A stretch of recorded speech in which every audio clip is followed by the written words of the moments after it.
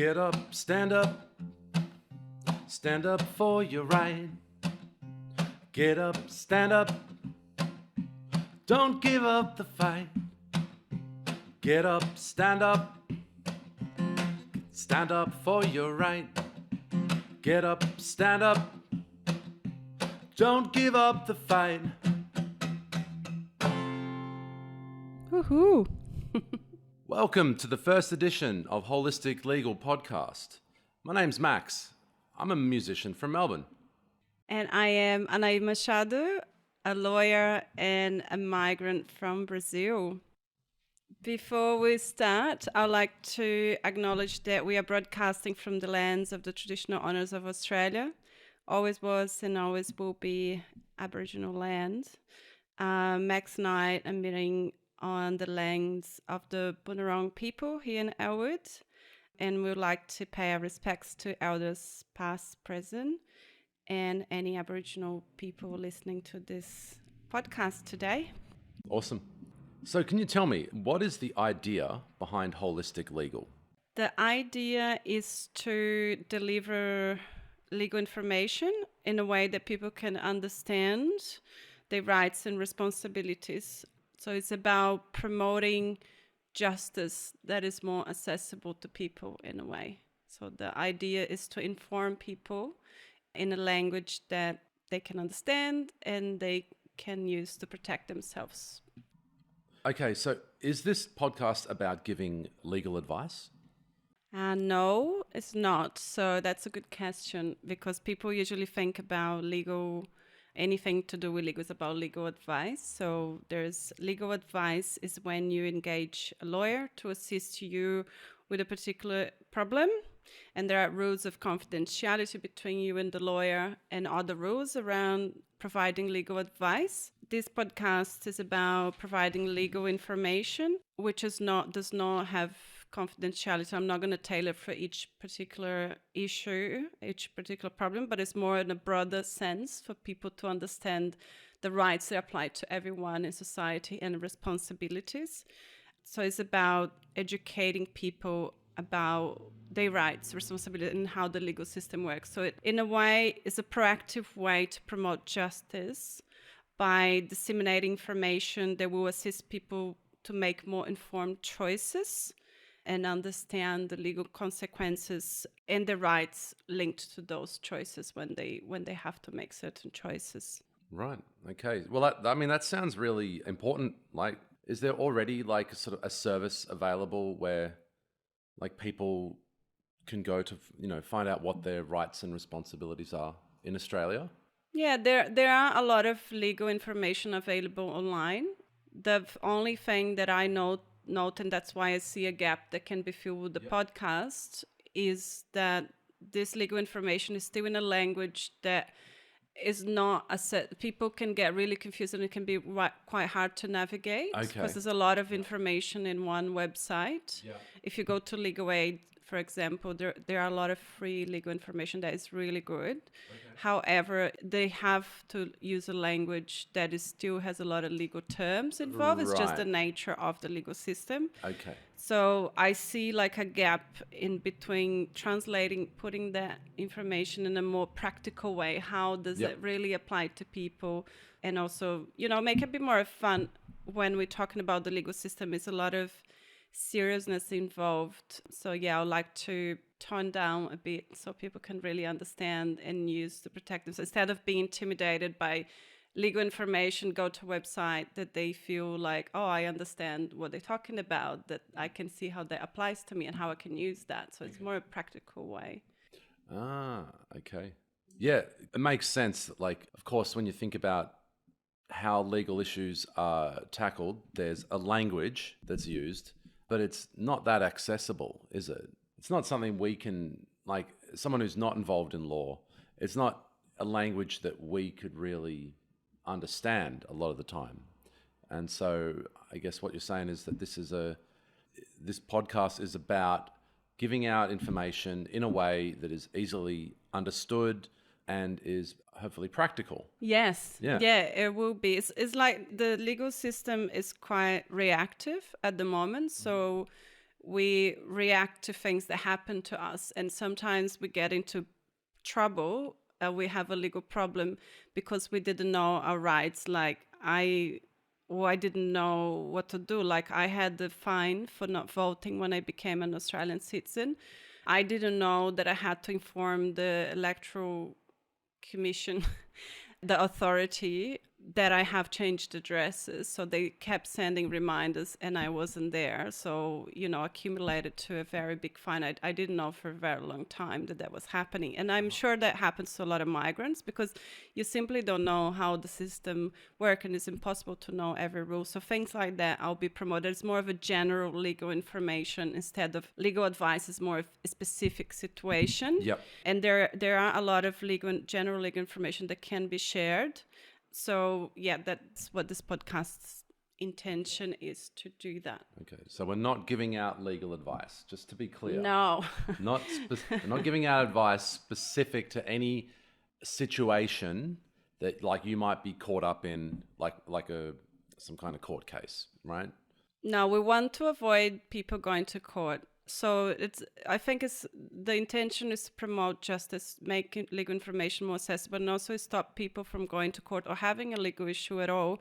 Because once you're informed of your rights and responsibility, you will less likely to have a legal problem. So I think it will just help the legal system in general, and we won't have as many people in court or having disputes, which we shouldn't have. And I feel that is for lack of understanding of what people's rights and responsibilities are.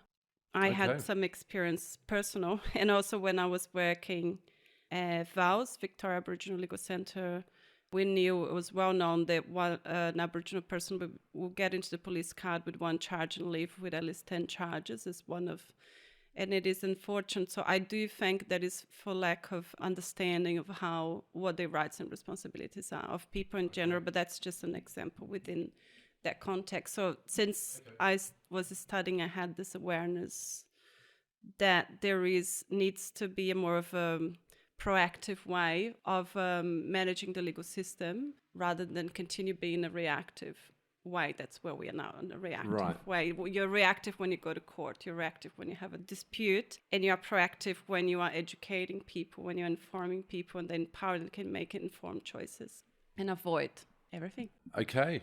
All right. That sounds great. All right. So can you tell me then, why did you decide to create this project? Who do you think will benefit from this podcast? I decided to promote the rule of law. I'm not going to use many big terms in this podcast. I'm going to avoid them, but just a basic, very simple way to put the rule of law, it means it in very simple terms. And if you ask a lot of people will give different description to what the rule of law is. But for this purpose, it is that justice applies equally to everyone. In my view, justice cannot be applied equally if you know more than I do, then it's not equal. So if we all have a basic knowledge of our rights, then it's promoting the rule of law in general, in my view. Okay. And people target audience, I think, will be vulnerable people.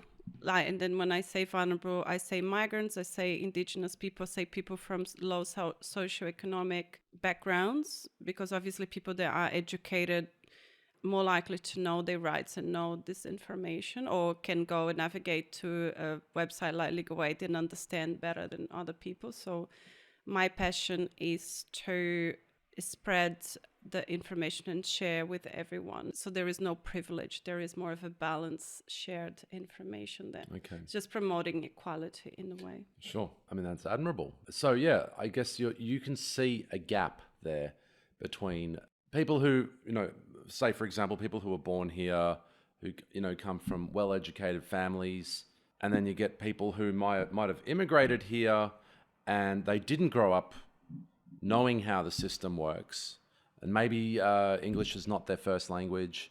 These are people who potentially are missing out. Like there could be gaps in their knowledge. They could fall through the cracks a bit, right? Is that kind of what you're saying?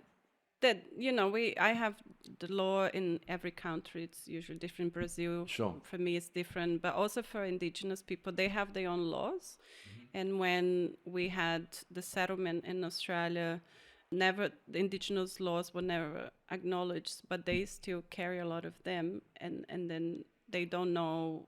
So it's not Okay. just migrants, and then Okay. also people that come from a low socioeconomic do Right. not have access to education for whatever reasons. Yeah. So, if we put in a podcast, hopefully we make it fun, we put music, and when we make in a way, it's more to empower people rather than being a boring way. For me, knowledge is power. And knowledge doesn't need to be this boring, heavy topic. Knowledge can be shared in a fun way. And that's probably the best way to learn anything. It is if you're open to it and if someone is speaking in a way they can understand. Because if we make language complicated, people can understand. We were talking about this before we started. And that's true. This is true. Like, I think it makes sense that, like, if you're going to explain these basic sort of ideas and what our rights are in the Australian legal system, find a way to, like, tell them these ideas in a clear way. Like, that's really important. Okay, can you tell us about the right to be silent in Australia? Yeah, sure. I can talk about the right to be silent. So basically, everyone in Australia has a right to be silent. When approached by the police or asked or when they stop you, the police has a right to demand your address and your name if they suspect that you have committed an offense or you're about to commit an offense. But Okay. if they can't do without a reason, basically. And not many people know about that. And the Okay. right to be silent is linked to the presumption of innocence. Uh-huh. All right. Presumption of innocence. What does that mean? So it means that you are presumed to be innocent until the police proves the contrary, has evidence to prove that you're guilty of an offense in the case. So, for example, if you bought alcohol when you're under 18, they suspect you're under 18, then they have the right to ask for your ID, so your name and your ID. Otherwise, they don't have a right to ask if they don't suspect that you committed an offense or about to commit an offense. That's an interesting one. So then, if the police come up and talk to you, I imagine then you could ask them, am I suspected of an offense? Why are you questioning me? Yes, you can Right? ask. You can ask that? You can ask, Yeah. yeah. Why am I being questioned, and am I suspected of having committed an offense or about to commit an offense? Okay. If you can remember that, you can ask. Yeah. Well, But you sometimes can get just ask, why do I have to give you my ID? Why are you asking me that? Whatever comes to your mind, you have the right to ask. You can't lie. Lying to the police is an offense, or denying giving you details if they gave you a reason, a valid reason, which is usually they suspect that you have committed or about to commit an offense. Okay. So you Then- have to give them your name and address and That's it. some kind of ID. That's all you need to give, your name and your address. You don't need to say anything else. And I think people confuse because usually the police officer start questioning you. Like I had an example that I had just moved to Australia and I was stopped by the police and they said I was changing lanes. And maybe I changed once, but I wasn't changing lanes constantly. And they just said, there was no question. They said, you were changing lanes. And then I was like, yes, but I mean, I changed lane once, but I didn't really understand. So they put in a charge sheet and then they gave me a fine and then I had to pay. But until today, I'm like, was I changing lanes? Was I changing lanes within the meaning of the offense for changing lanes? I don't know until today. So the best thing to do to protect yourself, if you don't know, or even if you know, you don't want to say, you don't have to say anything. When you don't have to say, even if you did something, you don't have to. You can't lie, but you don't have to say because you have the right to remain silent. So my advice is just use the right to be silent. And if you don't know, or even if you know, but you're unsure, just say your name, your address, and literally say, I'm choosing not to say anything. And you have the right. And the police has no power to compel you to answer anything. And if they ask you to answer, ask them, where is your power to compel me to answer questions is coming from? This is interesting because, it's theoretically, it all makes sense. But then when you're in a situation like this, where you're being questioned by the police, especially if there's like several of them, and they have strategies for kind of coercing people into saying into answering questions, right? And like I've found personally that in the past, like you can feel a little bit defensive, right? When the police ask you questions. And it's not because I've done anything wrong. It's just because you feel like you're sort of being interrogated, Yeah. you know? And you're in that situation and you're like, right, okay, stop. Do I need to answer this question? That's the first thing that should come into your head. They ask you for ID. Yep, sure. No worries. Okay. But like, this is all coming from the place of presumption of innocence. So I'm not in the wrong here. I've got nothing to hide, but that doesn't mean I need to answer your questions. I respectfully refuse to answer your questions. Yeah, you can just say, I will exercise my right to remain silent. Yeah. It's very simple, and it's really hard to do because so there is a power imbalance when there is an authority approaching you. Totally. One, they have guns. Two, there is a power imbalance. So I think They know the law better than you do. Yeah, well, not if you listen to this podcast. Not if you know get more. educated through us. Yeah. So there will be more of being more of a balance of power where they know what they do in their job, they have to do it, but there is no, overpowering. No, they're not using powers that they shouldn't be using, and you're using your powers, which within the situation, it is your right to remain silent. Okay. So I think maybe can do like a little example where, like, say that I was changing lanes and then you're the cop in that situation. Okay. You want me to pretend I'm a policeman pulling you over. Yeah. And you want me to question you in that situation. All right. Yeah. Yeah. All right. Like, Let's do that. Let's say number one, where didn't listen to this podcast. I don't know about my right to remain silent and what happens to me. All right. Now, look, I don't know exactly what a cop is going to ask in this situation, so I'm just going to use my knowledge of law and order to get into the persona of a cop. But all right, so we're driving along. You're driving along. I'm driving along. I put on my siren. Mm-hmm. Noisy. And I'm scared already. Yeah. You pull over. I pull over behind you. I get out of the car. You roll your window down. License and registration, please. Yeah, I hand it over. Mm-hmm. Here it is. Okay. Did you know that you changed lanes illegally just before I pulled you over? Yes, I think so. What do you mean? Oh, so you admit that you did change lanes without, turning your indicator on? Yes, I think I did. I don't know. I'm not sure. I think I did once or twice. I'm not sure. Okay, well, look, I'm going to have to document this or whatever they do. I'm going to have to write you a ticket. Step out of the vehicle, please. Yeah. No. Okay, so you basically just admitted your guilt there, didn't you? So I gave evidence to the police to prove their case. So right. My presumption of innocence is being taken. I feel like I didn't know my right to be silent. I think you messed up there, to be honest. I'm out of character now. But yeah, all right. So I can see what you did wrong there. It's obvious that the cop sort of asked you a leading question, right? It's like, did you know that you were doing this, this, and this? Or another question they might ask is, do you know why I pulled you over today? Yeah. Right? So that might be closer to what they say. And then it's like, they're inviting you to incriminate yourself, aren't they?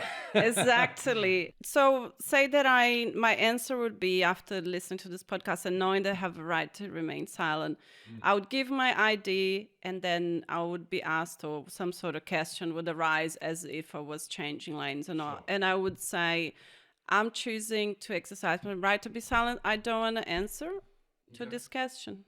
And then whatever, maybe I still get a ticket, a fine, which for me would be easier to defend that if I want to defend myself, if I want to contest that fine, because basically the police will have no evidence against me unless they had a camera that they could film, see me changing lanes, whatever the rule is, changing lanes. They may or they may not. You don't. So usually they don't if they're asking you. or they say we have a video or we have photos. That's why now Yeah. if you're parking there is a lot of cameras everywhere, because Yeah. that's gathering evidence for the police. So the basic thing is, it is the police job to prove that Yeah. you are guilty, not your job to give them evidence that you have committed an offense. So the system is wrong there. So, it just avoids a lot of ongoing problems if you know you're right, and if you just remain silent. And if it is not a fine, but say that is related to a criminal offense, that you remain silent until you speak with your lawyer. It's much easier for a lawyer to defend you once you have remained silent, you have said nothing, than it is for them to defend you if you have said something that you are unsure, or you don't actually have to say anything until you discuss with lawyer if it's something more serious, I would say. Okay, well, that's good to know. Oh, we're going to do the other scenario where you know your rights. Yes, let's do that. Okay, so same thing. You're driving along. I put my siren on. You pull over. I get out of the car, and then I walk up to your window. I'm not so scared this time. No, I know. No, she knows her rights. I'm ready. I'm ready okay, for this. license and registration, please. Here you go. Okay, do you know why I pulled you over today? No. Well, you didn't put your indicator on when you changed lanes just a couple of minutes ago. Did I? Didn't I? Well, yeah, you did. I saw you clearly changing lanes. You didn't put your indicators on. I don't have anything to say about that. I don't want to answer that question. I don't want to answer any question, actually. I'm just going to exercise my right to be silent. Okay, all right. Well, I will be writing up a ticket today. And I'll be contesting. Okay, all right. Yeah, let's say you did handle that a lot better. The cops might have some follow-up questions as well after that. Again, not sure what they would be, but I think the point there's no point in that little conversation there where you gave them anything that could be used against you.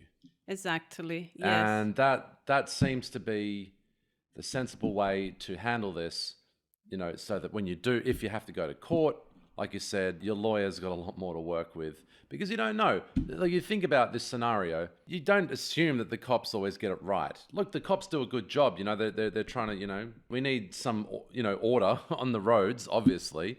But unless they had, I don't know, like a camera that proves that you broke the law or broke the road rules, or they got some other kind of evidence there, then They you can't keep your mouth shut. It's like they got nothing to work with. Exactly. It's like, well, maybe they didn't, what they thought they saw, they didn't actually see.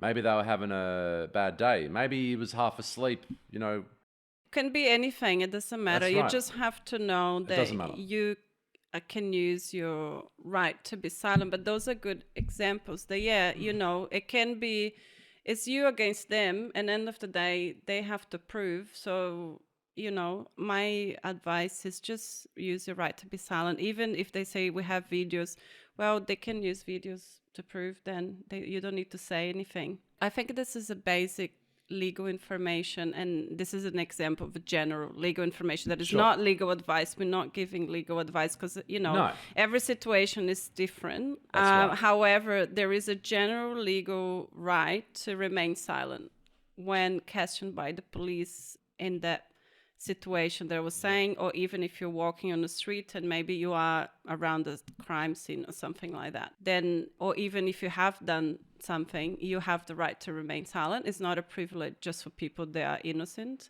It's everyone's right to remain silent until you spoken with your lawyer. You don't have to say anything. Then you can have an informed decision of what you're going to say. That's why they say, I won't say anything till I speak with my lawyer. Like, this is, and we were talking about in the US before the Miranda rights, where, if a person is taken to custody, that the police officers have to say the Miranda rights, and basically just say anything you say can be and will be used against you. You have the right to seek a lawyer. So basically that's what it is. It is everything you say or do in Australia will be used against you. As they're just not saying we But they're don't not have telling you- we don't have the Miranda rights here. The cops are not telling you that. No, because we when they don't stop you. have that in Australia. So Right. basically, this is it. This is our version of Miranda Yeah. rights. You just know it and you practice. The more you practice, you feel actually more empowered when you're approached by the police, and then you can decide if you're gonna contest the fine, or if you're going to, you have more choices. You're not just limit to what has been posed to you, and you're not, oh, I've said something but I didn't know. It's just say nothing. Your driver's license, your name, your address, Yep. done. Yep. That's it. If they suspect you have committed an offense or about to commit one. Yeah. Otherwise, there is no right to ask anything, really. And like, okay, so yeah, we've given a specific example there. I guess just in general, like not even when you're driving your car, but like just even if it was a situation where you're just walking down the street, say walking through the city, and the cops stop you, you have to give your name and address or present some kind of identification. But beyond that, you don't really have to answer anything else. No, And even if, say, they suspect you of something, you don't have to say you don't anything. have to say, No, I exercise my right to remain silent. exactly. Yes, that's Pretty it. straightforward. Awesome. All right. Well, I'm glad we went through that. So, you want to just tell me, what other topics are we going to be covering in this podcast? I think it'll be a diversity. It will change as we go. I also like to open for people to suggest topics they would like to know more. I want to be more interactive. So the Yep. podcast, also in that note, I like to say that I would like to get with time and investment, I would like to get translated to as many languages as I can, Yep. including to Indigenous communities and remote communities. So I'm open to be approached to have that happen. Okay. So topics for me, I'm interested in topics around domestic violence, migration law, criminal law, and then human rights in Australia. Yeah, some civil issues as well. And then I also like to invite social workers to give sort of an insight into that support service that come when people are going through domestic violence issues, for example. Nothing happens in isolation when you have a issue like that or a criminal issue. Usually there is a whole world happening behind the scenes and a background history. So I want to work with support services as well. This is like a holistic legal podcast. So it's a holistic approach where we are working with legal information, but we also are promoting services that are available to support people to be better and have a better experience and to create a healthier society. I think when you have a system where people don't know what their rights are, people are less free, right? And if we're going to claim to be this great free country, everyone should know what their rights are. I mean, in America, United States, they know their rights. At least it seems that way. It seems like a lot of people, they're very aware of the Bill of Rights and practically how that affects their lives. It doesn't seem as clear here. So, yeah, I'm excited that this is the journey we're going on, exploring these ideas, these topics, and raising awareness about what your rights are in Australia. Exactly. Yeah. Yeah. Now, can we get some more juice, some more nice music? think we might wrap up. Please, because more this music. is about music from beginning to end. Thank A little you. bit. We start the day with music, we end the day with music. That's Yeah. just how we do things here. This has been the Holistic Legal Podcast, and thanks for listening.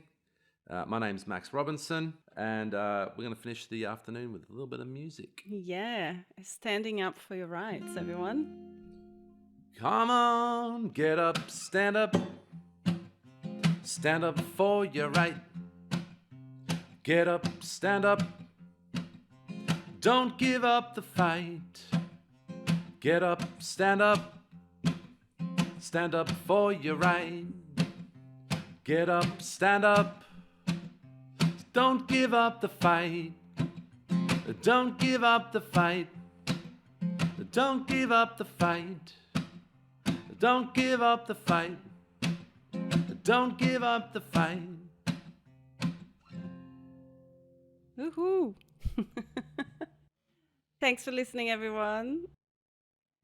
Remain silent. Shh, say nothing.